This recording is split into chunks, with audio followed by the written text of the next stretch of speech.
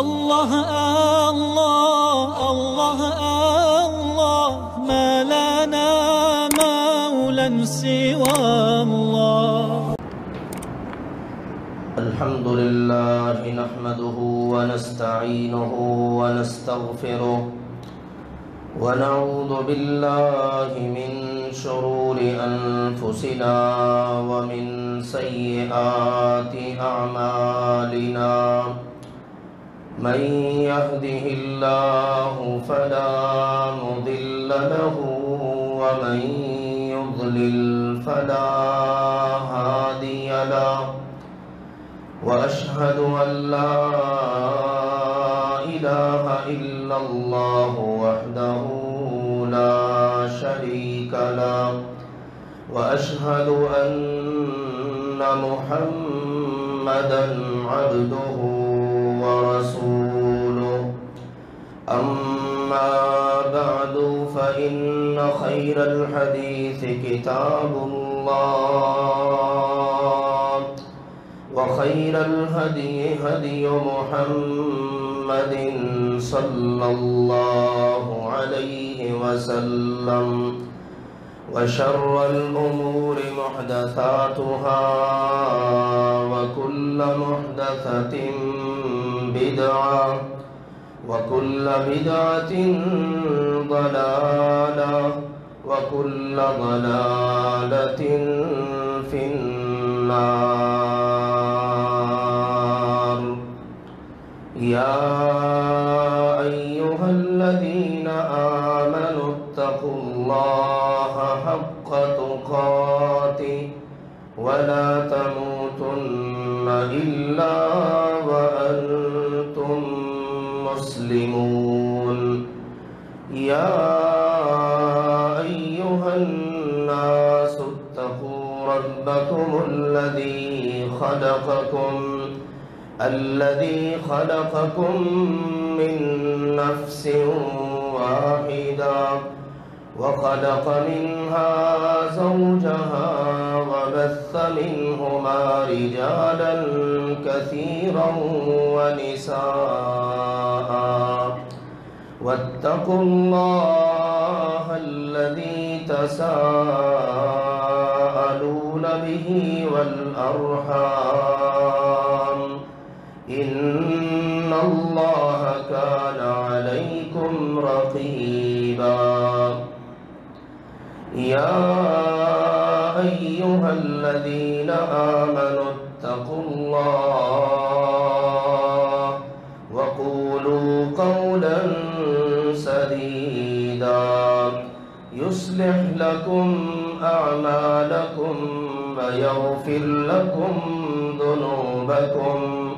ومن يطع الله ورسوله فقد فاز فوزا عظيما. أما بعد فأعوذ بالله من الشيطان الرجيم. بسم الله الرحمن الرحيم.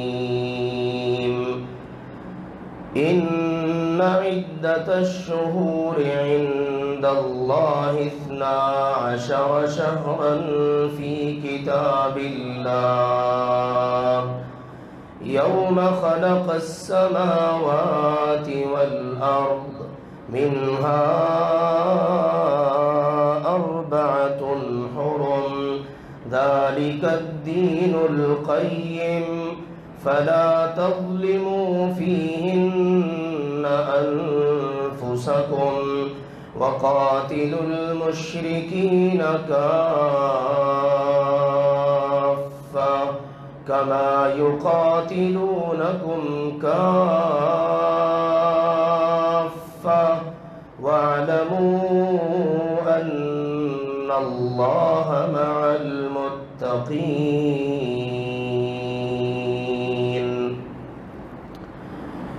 اللہ سبحانہ وتعالی کا فرمان ہے ان عدت الشہور عند عند الله 12 شهرا في كتاب الله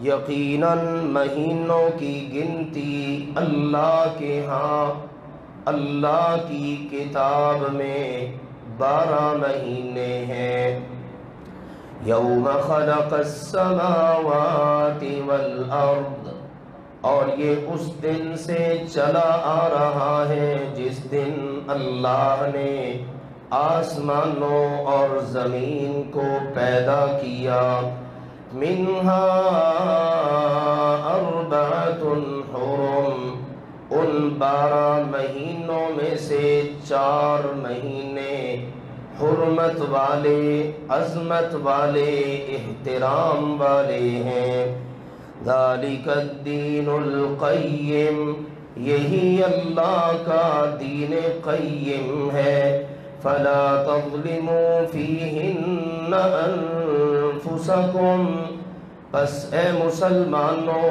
تم ان 4 مہینوں میں بالخصوص اپنی جانوں پر ظلم نہ کرو وقاتلوا المشرکین کافہ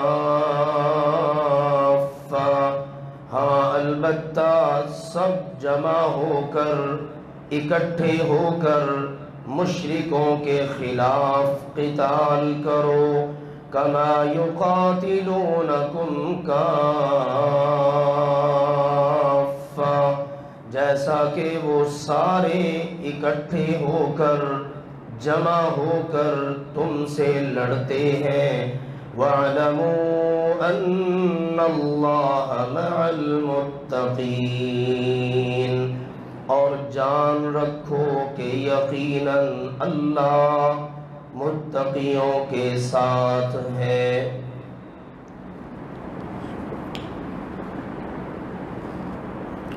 اللہ تعالی نے اس کائنات کو بنایا اور اس کے اندر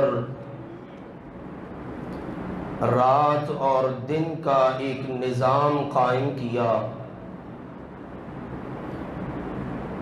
جس کے لیے دن میں سورج اور رات کو چاند کو مقرر کیا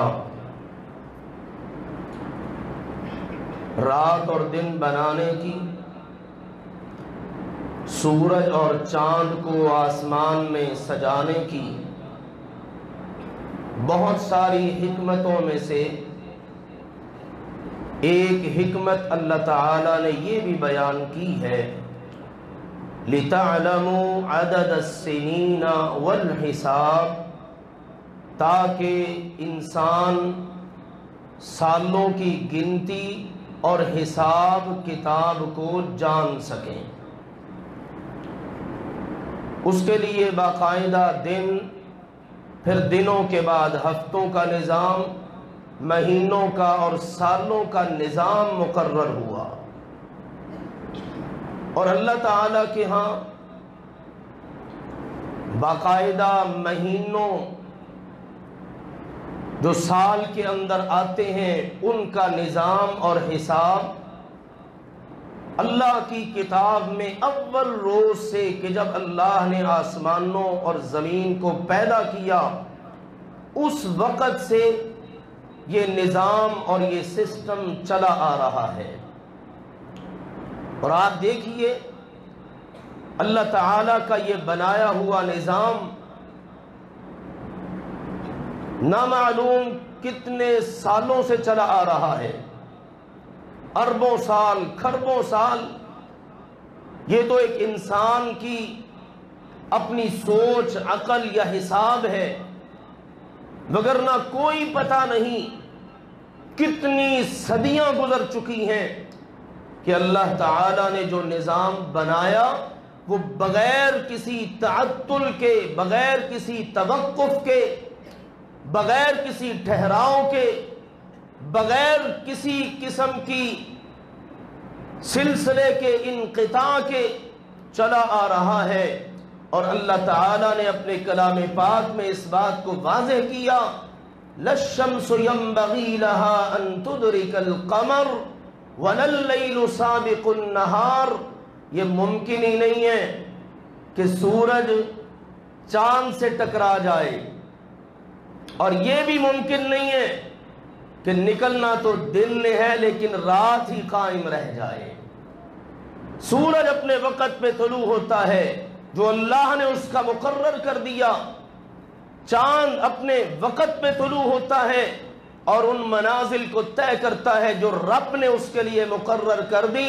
वल क़मर क़द्दरनाहु मनाजिल, और रात अपने वक्त पे आती है। फालिकुल हब्बि वन नवा युखरिजुल हय्य मिनल मय्यित, ये जिंदा मुर्दा को पैदा करने वाला, जमीन में से दानों और गुठलियों को और उनके जरिए फिर आगे फलों, अनाज, गल्ले को पैदा करने वाला वो अल्लाह ही फरमाता है कि वो अल्लाह ही है जो रात को लेके आता है, वो अल्लाह ही है जो दिन को लेके आता है। और ये निज़ाम चल रहा है और क़यामत तक चलता रहेगा। इसकी एक बहुत बड़ी हिकमत ये भी है कि ये अपने बनाने वाले और अपने चलाने वाले के वजूद पर दलालत करता है। आप कोई चीज देखते हैं, आपको वो चीज बताती है कि यकीनन कोई इसका बनाने वाला है। कश्तियां चलती हैं पानियों में, कश्ती को देखकर इंसान कहता है जरूर इसका कोई बनाने वाला है। इमारत को इंसान देखता है तो कहता है जरूर इसका कोई बनाने वाला है, बड़ा अच्छा कारीगर है। तो सारे का सारा ये कायनात का निज़ाम देखने वाले को इस बात की तरफ दावत देता है कि अल्लाह के बंदे, इस सारी कायनात को बनाने वाला और इसको चलाने वाला भी कोई है, और है भी वो अकेला। और उसी ने बताया लौ कान फीहिमा आलिहतुन इल्लल्लाहु लफसदता, अगर इस कायनात में, आसमानों में, जमीन में अल्लाह के अलावा कोई और एक भी इलाह होता तो ये कब का निजाम तबाह बर्बाद हो चुका होता। ये एक ही बनाने वाला अल्लाह सुब्हानहू व तआला और एक ही इस कायनात के निजाम को चलाने वाला अल्लाह सुब्हानहू व तआला, उसके वजूद और उसकी कारीगरी पर यह दलालत करता है। तो लिहाजा ये बातें हमारे लिए मशअले राह हैं कि हम इस निज़ाम को समझें। हम मुसलमान हैं, हमारा अल्लाह पर ईमान है, हमें हमारे कलाम में जो हमारे लिए मुक़द्दस किताब है, अल्लाह का प्यारा कलाम कुरान पाक, उसमें बार बार इन चीज़ों को बयान करके दावत गौर व फिक्र दी गई है। दुनिया के अंदर बड़ी बड़ी अक़वाम है, उनके यहाँ अलग से निज़ाम है। किसी का निज़ाम सूरज के साथ जुड़ा हुआ है, किसी का निज़ाम चांद के साथ जुड़ा हुआ है, और अपने अपने तई मौसमों का तअय्युन, महीनों का तअय्युन। लेकिन सुबहान अल्लाह, मुसलमानों का निज़ाम सबसे मुनफरिद, निराला और बड़ी ही अजीब किस्म की हिकमतों पर मुश्तमिल है। चांद से ताल्लुक रखता है हमारा सन इस्तेमाल होने वाला, और उसको इस्लामी सन भी कहते हैं, हिजरी सन भी कहते हैं। सैयदुना उमर रज़ियल्लाहु तआला अन्हु का मुबारक दौर चल रहा है। मुख्तलिफ इलाकों में मदीना से गवर्नर मुकर्रर होकर वो मुअय्यन होते हैं, मुकर्रर होते हैं। एक गवर्नर है यमन के, नाम उनका है जलीलुल क़द्र सहाबी है सैयदुना अबू मूसा अशअरी रज़ियल्लाहु तआला अन्हु। सन चल रहा है 17 हिजरी। मदीना मुनव्वरा से अमीरुल मोमिनीन की तरफ से बाकायदा खत लिखे जाते हैं गवर्नरों को, जो वहां शूरा में कवानीन बनते हैं, उसूल बनते हैं, ज़ाबते बनते हैं, मुशावरत होती है। वो बाकायदा लिख कर भेजा जाता है अपने अपने इलाकों में कि जिन इलाकों के तुम गवर्नर हो ये पॉलिसी कायम कर दो। सैयदुना अबू मूसा अशअरी रज़ियल्लाहु तआला अन्हु को भी खत पहुंचते। 17 हिजरी में سیدنا ابو موسیٰ اشعری رضی اللہ تعالی عنہ نے امیر المؤمنین کے نام ایک خوبصورت پیغام لکھا. پیغام یہ لکھا کہ امیر المؤمنین آپ کا نامہ مبارک ہمیں ملتا ہے، شاہی فرمان ہم تک پہنچتا ہے، امیر المؤمنین کا آرڈر ہمیں ملتا ہے، کیونکہ وقت لگتا ہے اس کے پہنچنے میں، راستہ لمبا ہے، قاصد لے کے پہنچتا ہے، وقت گزر جاتا ہے. اگر ایسا ہو جائے کہ آپ اپنے نامہ مبارک پر تاریخ لکھ دیا کریں کہ فلاں تاریخ کو امیر المؤمنین نے مدینہ منورہ سے یہ حکم، یہ آرڈر لکھوایا اور فلاں گورنر کے نام بھیجا ہے. اب جیسے ہی یہ پیغام امیر المؤمنین تک پہنچا تو امیر المؤمنین نے مدینہ منورہ کے اندر اپنی مجلس شورا کو طلب کر لیا. وہ جو عظیم المرتبہ جہاں دیدہ دانا فہم و فراست کے مالک صحابہ کرام تھے کہ جن سے موقع بموقع مشورہ ہوتا تھا، ان کو بلا لیا اور کہا بات تو دل کو لگتی ہے، آؤ مشورہ کرتے ہیں. تو ہم نے تاریخ لکھنی کون سی ہے؟ آج تک تو تاریخ لکھنے کا کوئی رواج ہی نہیں مسلمانوں میں.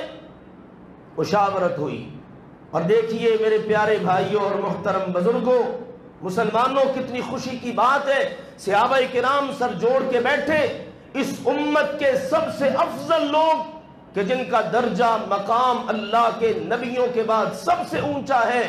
مشاورت کے بعد یہ طے ہوا کہ ہماری جو تاریخ ہے نا، اس کا آغاز اور اس کی ابتدا ہمارے پیارے نبی کریم صلی اللہ علیہ وآلہ وسلم کے سفر ہجرت کے ساتھ اس کا تعلق ہونا چاہیے. باقی دیگر میں آپ دیکھیں سن عیسوی ہے نا، تو سیدنا عیسیٰ علیہ السلام کی ولادت کے ساتھ جڑا ہوا ہے. وہ عیسیٰ علیہ السلام کب پیدا ہوئے؟ عیسائیوں نے اس کی مناسبت سے اپنے سن کو چلا دیا.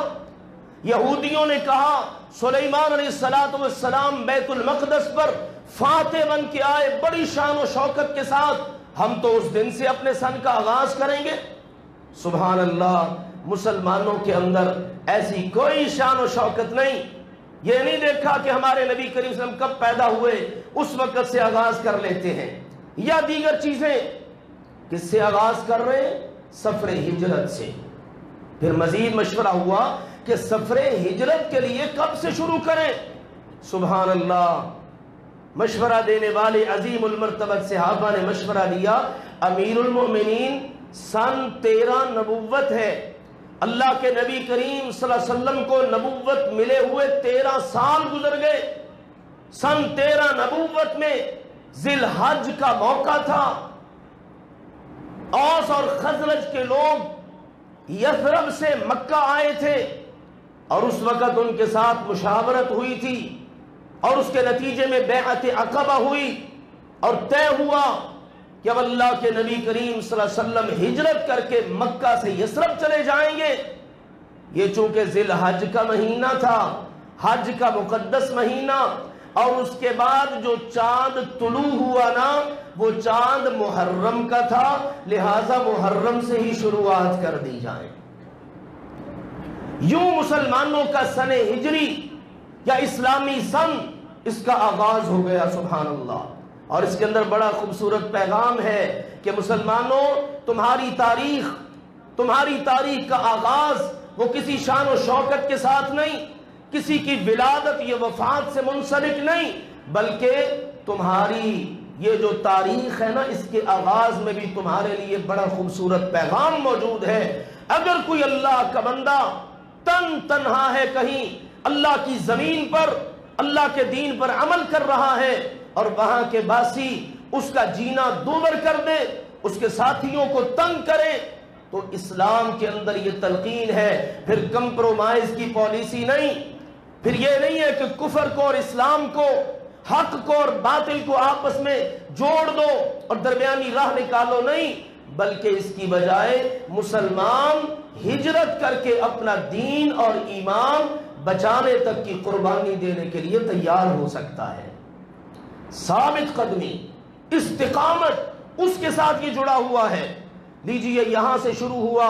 اب جو پہلا مہینہ آیا نا وہ تھا محرم کا، اور محرم زمانہ جاہلیت میں پہلے سے لوگ اس کو کہا کرتے تھے صفر اول۔ محرم کے بعد کون سا مہینہ آتا ہے؟ صفر، اس کو کہتے تھے صفر ثانی ہے، دوسرا مہینہ ہے صفر کا، اور محرم کا نام رکھتے تھے صفر اول، یعنی اول پہلا مہینہ ہے صفر کا۔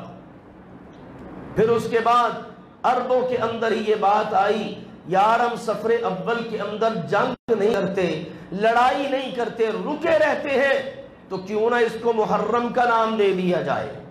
دو طرح کی روایات ہیں، امام ابن کثیر علیہ الرحمہ نے درج کیا ہے، محرم نام دے دیا گیا اس کی حرمت کی تاکید کے پیش نظر، حرمت والا مہینہ۔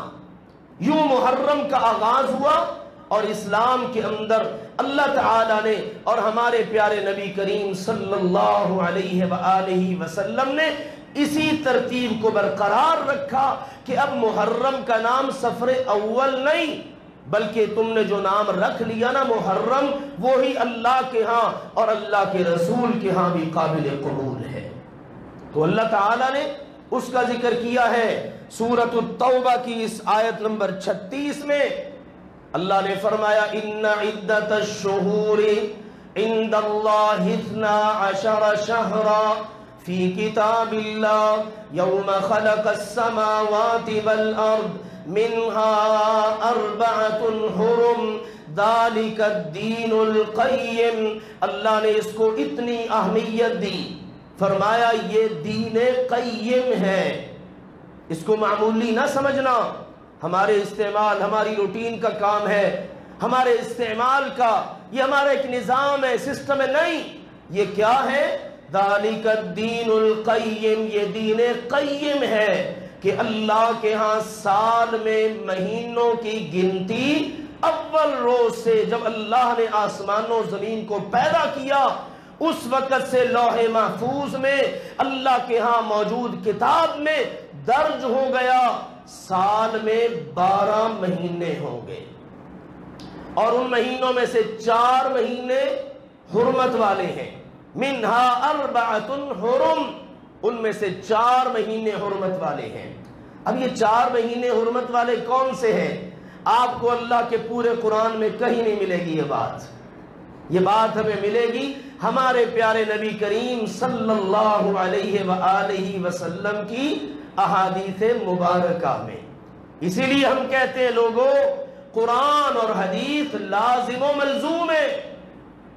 جو لوگ یہ کہتے ہیں جی بس قرآن کافی ہے، جی قرآن محفوظ ہے، حدیثیں تو بہت بعد میں لکھی گئی ہیں، کیسی اللہ معاف فرمائے باتیں اور منہ شگافیاں، جس کے جی میں جو آتا ہے وہ بول دیتا ہے، اس کو کچھ پرواہ نہیں کہ اگر ہم حدیث کے ذخیرہ کو سائیڈ پہ کر دیں تو قرآن بھی نامکمل اور ناقص رہ جاتا ہے۔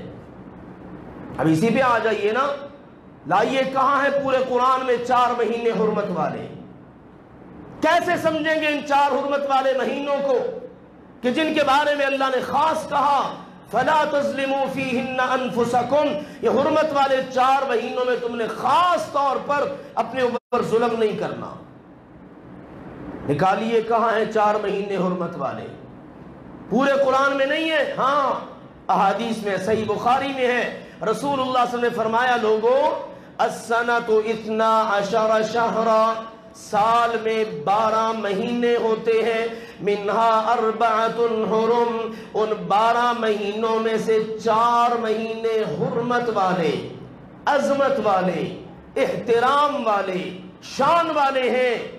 پھر فرمایا ثلاثۃ متوالیات، 3 مہینے تو یکے بعد دیگرے آتے ہیں لگاتار۔ کون کون سے؟ ذوالقعدۃ وذوالحجۃ والمحرم، ذیقعد کا مہینہ پہلے آتا ہے اس ترتیب میں، پھر ذی الحج کا مہینہ آتا ہے، پھر محرم کا، یہ لگاتار 3 مہینے حرمت والے ہیں، اور چوتھا حرمت والا مہینہ ہے وَرَجَبُ مُضَرَ الَّذِي بَيْنَ جُمَادَ وَشَعْبَان، جماد الثانی اور شعبان کے درمیان والا مہینہ رجب کا مہینہ۔ یہ ہے 4 مہینے حرمت والے۔ اللہ کے قرآن نے بتا دیا 4 مہینے حرمت والے، اور رسول اللہ صلی اللہ علیہ وسلم نے وضاحت فرما دی 4 مہینے حرمت والے یہ ہے۔ اب آپ غور کیجئے اس نقطے پر بھی، یہ کب سے حرمت والے ہیں؟ جب سے اللہ نے آسمانوں اور زمین کو پیدا کیا، اول روز سے۔ اس سے معلوم ہوا ان احترام والے مہینوں کے احترام یا حرمت کا کسی کی شہادت سے، کسی کی ولادت سے، کسی کی وفات سے یا کسی اور واقعہ سے کوئی تعلق نہیں ہے۔ اب ہمارے ہاں محرم کا کیا ہوتا ہے؟ بڑا جی احترام والا مہینہ۔ کیوں جی؟ اس لیے کہ اس مہینے کی 10 تاریخ کو نواسہ رسول کی شہادت ہوئی ہے، سیدنا حسین رضی اللہ تعالی عنہ کی شہادت، لہذا یہ مہینہ بڑا احترام والا ہے۔ اور پھر اس کے پہلے 10 ایام میں جو کچھ ہوتا ہے سب جانتے ہیں۔ اگر یہی بات ہے تو سیدنا حسین رضی اللہ تعالی عنہ کی شہادت اللہ کے پیارے نبی کریم صلی اللہ علیہ وآلہ وسلم کے تقریباً 50 سال کے بعد ہوئی ہے، اور اس سے پہلے والا وقت کہاں جائے گا؟ اس وقت حرمت والا مہینہ یہ کہاں تھا؟ اللہ نے تو پہلے بیان کر دیا اور رسول اللہ صلی اللہ علیہ وسلم نے بھی بتا دیا۔ اس سے معلوم ہوا کہ سیدنا حسین رضی اللہ تعالی عنہ کی شہادت کے ساتھ اس مہینے کی حرمت کا کوئی تعلق نہیں ہے۔ اگر یوں بنائے نا، پھر اسی مہینے کی 1 تاریخ کو ایک عظیم المرتبت امیر المومنین کی شہادت ہوئی ہے۔ کون ہے وہ؟ سیدنا عمر رضی اللہ تعالی عنہ۔ اور کہاں ہوئی ہے؟ مدینہ میں، مصلی رسول پر، مسجد نبوی میں۔ سوچئے ذرا، کیا اس کی اہمیت زیادہ ہے یا کوفہ میں ہونے والی شہادت کی اہمیت زیادہ ہے؟ اگر موازنہ ہی کرنا ہے، دیکھنے کی بات ہے نا، مدینہ کا تقدس پامال ہوا، مصلی رسول کا تقدس پامال ہوا، فجر کی نماز ہے اور امیر المومنین قرآن کی تلاوت کر رہے ہیں، کتنا کچھ۔ اور اتفاق دیکھیے، اس شہادت کے ذمہ دار بھی اس وقت کے مجوسی تھے، اور نواسہ رسول کو بلا کر مظلومانہ انداز میں شہید کرنے کے ذمہ دار بھی مجوسی تھے۔ تاریخ کے ذرا اوراق پلٹ کے تو دیکھیے، خودکش دھماکوں کا آغاز تو اس وقت ہوا جب مسجد نبوی میں مصلی رسول پہ کھڑے ہوئے امیر المومنین خلیفہ ثانی سسر رسول سیدنا عمر بن خطاب رضی اللہ تعالی عنہ کو فجر کی نماز میں قاتلانہ حملہ کر کے شہید کر دیا گیا۔ یہ اس وقت سے شروعات۔ پھر اگر محرم کی حرمت کو جوڑنا ہے تو پھر 1 تاریخ سے جوڑو نا، 10 محرم سے جوڑنے کی کیا ضرورت ہے؟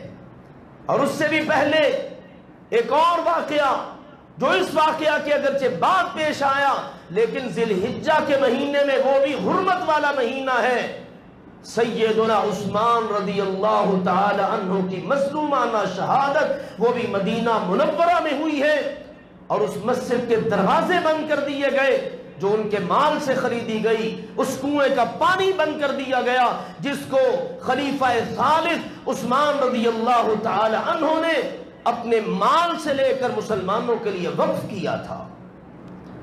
پھر تو ہم یوں تمام مہینوں کو کسی نہ کسی کی شہادت سے جوڑ کر بس انہی کاموں میں پڑے رہیں گے، جبکہ اسلام کا یہ مزاج نہیں ہے۔ اللہ تعالیٰ نے واضح کر دیا 4 مہینے حرمت والے اس دن سے جب سے اللہ نے آسمان و زمین کو پیدا کیا، اور یہ اللہ کا سچا دین ہے، اور ہم سب جانتے ہیں اللہ نے جو اپنا سچا دین اپنے پیغمبر محمد صلی اللہ علیہ وسلم پر اتارا وہ آپ کی زندگی میں ہی مکمل ہو گیا، آپ کی زندگی میں مکمل ہو گیا۔ اور اللہ نے بتا دیا اليوم اکملت لکم دینکم واتممت علیکم نعمتی ورضیت لکم الاسلام دینا۔ مسلمانوں، آج کے دن میں نے تمہارے اوپر اپنا دین مکمل کر دیا، اپنی نعمت کو پورا کر دیا، اور اسلام کو تمہارے لیے بطور دین کے پسند کر لیا۔ تو یہ اس بات کی دلیل ہے محرم شروع سے ہی حرمت والا مہینہ ہے، اللہ کے قرآن کی آیت کے مطابق اور رسول اللہ صلی اللہ علیہ وسلم کے فرمان عالی کے مطابق۔ لہذا اس کا احترام بھی مسلمانوں پر بہت ضروری ہے۔ لیکن المیہ ہے، بدقسمتی ہے آج ہماری کہ آج ہم غیروں کی دیکھا دیکھی اپنی روایات کو، اپنے شعائر کو، اپنے مقدس مذہبی روایات تک کو فراموش کر چکے ہیں۔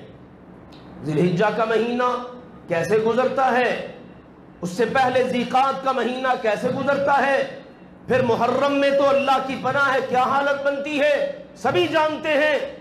حالانکہ رسول اللہ صلی اللہ علیہ وسلم نے محرم کے فضائل بیان کرتے ہوئے فرمایا، لوگوں افضل الصیام بعد رمضان شہر اللہ المحرم، یہ جو محرم ہے نا یہ اللہ کا مہینہ ہے، مہینے سارے اللہ کے ہیں، لیکن محرم کو اہمیت دی گئی ہے، عظمت دی گئی ہے کہہ کر کہ مہینہ جو محرم کا ہے یہ کس کا مہینہ ہے؟ اللہ کا مہینہ ہے، اللہ کا مہینہ۔ اللہ کے نبی صلی اللہ علیہ وسلم نے اس کو قرار دیا، اتنی زیادہ عظمت، اور اسی لیے فرمایا اللہ کے مہینے محرم میں روزے رکھنا رمضان المبارک کے فرض روزوں کے بعد یہ محرم کے روزے سب سے افضل ہیں۔ افضل الصیام بعد رمضان، رمضان کے بعد سب سے افضل جو روزے ہیں نا وہ کس مہینے کے ہیں؟ محرم کے۔ کتنی زیادہ عظمت ہے، احترام والا مہینہ ہے، حرمت والا مہینہ ہے، اللہ کا مہینہ ہے، اس میں زیادہ سے زیادہ نفلی روزے رکھنے ہیں۔ اور رسول اللہ صلی اللہ علیہ وسلم کی ان باتوں نے اس بات کو واضح کر دیا کہ اگر ہم محرم میں کوئی نیک عمل کرنا چاہتے ہیں نا تو سر فہرست نیک عمل کیا ہے؟ نفلی روزے رکھنا۔ زیادہ سے زیادہ آپ نفلی روزے رکھیے اس مہینے میں، اور یوں آپ اپنا دامن بہت ساری بدعات سے، خرافات سے، گناہوں سے، اپنی جان پر ظلم کرنے سے بچا سکتے ہیں، اور اللہ کے فرمان پر عمل ہو سکتا ہے۔ فَلَا تَظْلِمُوا فِيهِنَّ أَنفُسَكُمْ، سال کے 12 مہینے ہی اپنی جانوں پر ظلم کرنے سے بچو، لیکن جب یہ احترام والے مہینے آ جائیں نا، یہ 4 حرمت والے مہینے، تو ان میں تو خاص طور پر اپنی جانوں پر ظلم کرنے سے بچو۔ 2 باتیں آخر میں مختصر نوٹ کر لیجئے۔ ہمارے ہاں بعض چیزیں ایسی چلتی ہیں جن کا اسلام سے کوئی تعلق نہیں۔ یہ مہینہ شروع ہوا، کل چاند طلوع ہوا محرم کا، آج 1 محرم ہے، کتنے میسیجز چل رہے ہیں، نیا سال مبارک ہو، نیا سال مبارک ہو۔ بھئی یہ کس نے کہا ہے؟ اللہ کے نبی صلی اللہ علیہ وسلم کے دور میں کتنی بار یہ سال شروع ہوا، کتنی بار محرم آیا، صحابہ کرام کے ادوار میں، بعد کے ادوار میں کبھی کسی نے مبارک دی ہو اس کی؟ ایسا بالکل نہیں۔ ہاں عیسائیوں کے ہاں ایسا ہے، اسی لیے اللہ کے نبی صلی اللہ علیہ وسلم نے خبردار کیا تھا، میری امت کے لوگوں تم نے میرے پیچھے چلنا ہے، میرے جیسا بننا ہے، دیگر اقوام جیسا نہیں۔ اور یاد رکھو، من تشبہ بقوم فہو منہم، جو جن سے مشابہت اختیار کرے گا نا وہ پھر انہی میں سے ہی ہو جائے گا۔ اب مسلمانوں کے ہاں تو یہ روایت نہیں ہے کہ جب سال شروع ہو، بے شک محرم سے ہو، بے شک جنوری سے ہو، اب وہ جناب ایک دوسرے کو مبارکبادیں دیتے پھریں، لو بھئی 1 سال مکمل ہو گیا ہے، اگلا شروع ہو گیا ہے، نیا سال مبارک ہو۔ اس چیز کا اسلام سے کوئی تعلق نہیں ہے۔ ہاں اس بات کا احساس ضرور دلایا جاتا ہے، ہر شخص غور کرے، میری زندگی میں سے 1 سال اور نکل گیا، 1 سال اور ملے ہوئے وقت میں سے مکمل ہو گیا، اب اگلا وقت مل گیا ہے، پتہ نہیں اگلا سال مکمل بھی ہونا ہے کہ نہیں، میں پچھلے سال کا محاسبہ کروں، اپنا جائزہ لوں۔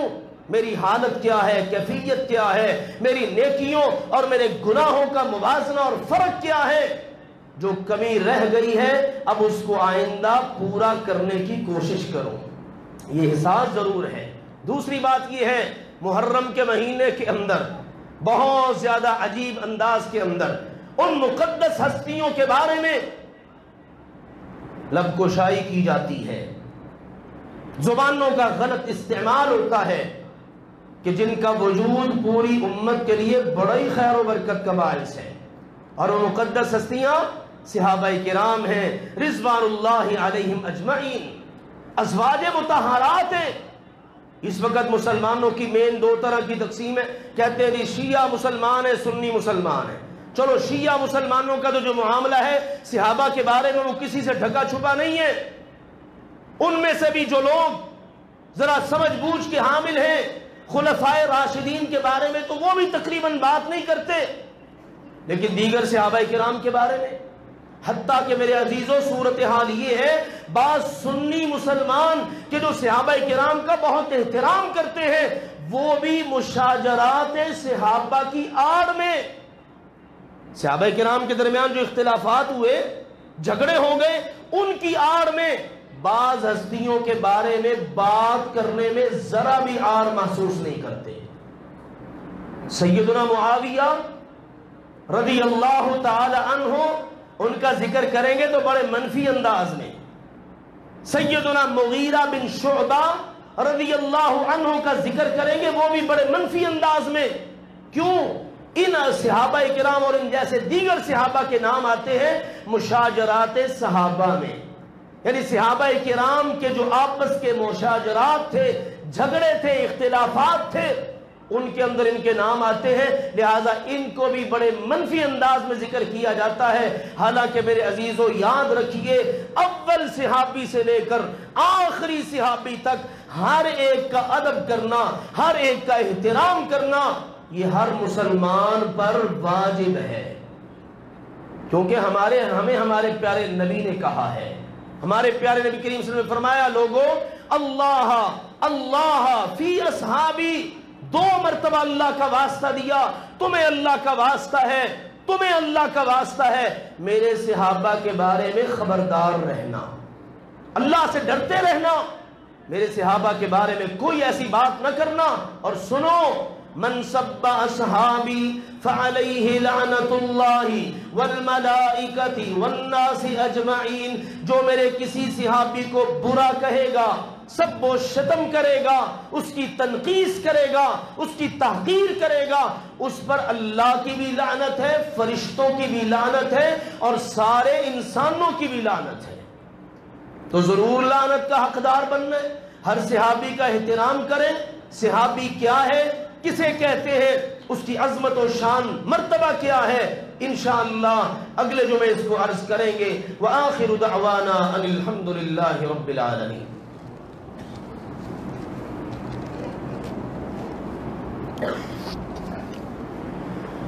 الحمد لله نحمده ونستعينه ونستغفره ونعوذ بالله من شرور أنفسنا ومن سيئات أعمالنا، من يهده الله فلا مضل له ومن يضلل فلا هادي له، وأشهد أن لا إله إلا الله وحده لا شريك له، وأشهد أن محمدا عبده ورسوله، أما بعد فإن خير الحديث كتاب الله، وخير الهدي هدي محمد صلى الله عليه وسلم، وشر الأمور محدثاتها، وكل محدثة بدعة، وكل بدعة ضلالة، وكل ضلالة في النار۔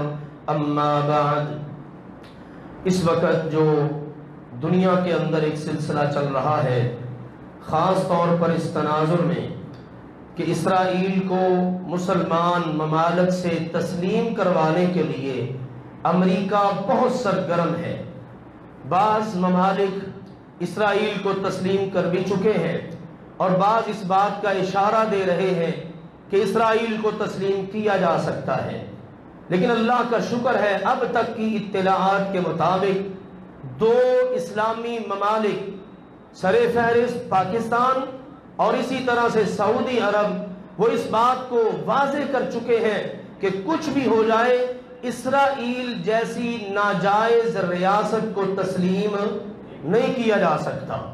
یہ میرے عزیزوں اللہ کا شکر ہے، عوام الناس کے اندر ایک شعور بیدار ہے۔ حکمرانوں کی صورتحال الگ ہے، حکمران جیسے مرضی کرتے رہے، لیکن عوام کو اللہ نے یہ شعور دے رکھا ہے، ظالمانہ طور پر، غاصبانہ طور پر، ناجائز طور پر جو مسلمانوں کے ملکوں میں، علاقوں میں کوئی بھی کافر اگر اپنا قبضہ کر لیتا ہے تو اس کو تسلیم نہیں کیا جا سکتا۔ جیسے ہم کشمیر پر انڈیا کے غاصبانہ ظالمانہ تسلط کو تسلیم نہیں کرتے، اسی طرح ہم فلسطین کی مقدس سرزمین پر اسرائیل کے ناجائز قبضے کو بھی تسلیم نہیں کرتے۔ الحمدللہ یہ مسلمانوں کے اندر شعور ہے، اللہ کا شکر ہے۔ تو میرے عزیز بھائیوں اور محترم بزرگوں، ان حالات کے تناظر میں آپ کو پتہ ہے کہ اللہ کے دشمن تو اس کوشش میں ہوتے ہیں کہ ہمارا دنیا کے اوپر حکم چلے، لیکن مسلمان کہتا ہے حکم اس کا ہے جس کی زمین ہے، زمین بھی اللہ کی، حکم بھی اللہ کا۔ لہٰذا مسلمانوں کو اپنے اس عقیدے پر بھی قائم رہنا چاہیے اور اپنے حکمرانوں کے حوالے سے ایک تو دعا کرنی چاہیے، اللہ تعالیٰ انہیں بھی سمجھ عطا فرمائے کہ وہ واقعتاً مسلمانوں کے حکمران ہونے کا حق ادا کریں۔ جب اللہ کے دشمنوں کے حکم احکام تسلیم نہیں کیے جاتے، پھر آپ کو بتائیے کہ وہ کس طرح مسلمانوں کو نشانہ بنانے کی کوشش کرتے ہیں۔ اس وقت بہت ضرورت ہے اور ہر گزرتے دن کے ساتھ یہ ضرورت بڑھتی چلی جا رہی ہے کہ مسلمان ممالک آپس میں سر جوڑ کے بیٹھے اور اپنا آپس کا اتفاق اور اتحاد اس کی راہ نکالیں۔ اگر دنیا کے یہودی، دنیا کے عیسائی، دنیا کے ہندو مسلمانوں کو مٹانے پر سارے اپنے مذاہب کو پیچھے رکھ کر اکٹھے ہو سکتے ہیں، اپنے اختلافات چھوڑ کر اکٹھے ہو سکتے ہیں، تو مسلمانوں کو کیا ہو گیا ہے؟ وہ اکٹھے کیوں نہیں ہو رہے؟ فلاں ملک الگ ہے، فلاں ملک الگ ہے، اور اپنی اپنی پالیسیاں ہیں، وہ اس کو برداشت نہیں کر رہا، وہ اس کو نہیں۔ اس وقت امت مسلمہ کے اتفاق اور اتحاد کی ضرورت ہے، اور اس بات کی ضرورت ہے اتفاق اور اتحاد کر کے پوری ثابت قدمی اور استقامت کے ساتھ اسی راستے کو اختیار کیا جائے جس راستے کو اختیار کر کے سیدنا عمر بن خطاب رضی اللہ تعالی عنہ آج ان کی شہادت کے دن کا پیغام ہے یہ، وہ 22 لاکھ مربع میل کے حکمران بنے تھے۔ مدینہ منورہ کی چھوٹی سی ریاست، اور وہاں سے سبحان اللہ، اور مدینے کی ریاست بنانے والے حکمرانوں سے بھی ہم یہی کہتے ہیں، مدینہ کی جو ریاست ہوتی ہے نا وہ سکڑتی نہیں ہے، بلکہ اللہ کے فضل و کرم سے وہ پھیلتی چلی جاتی ہے۔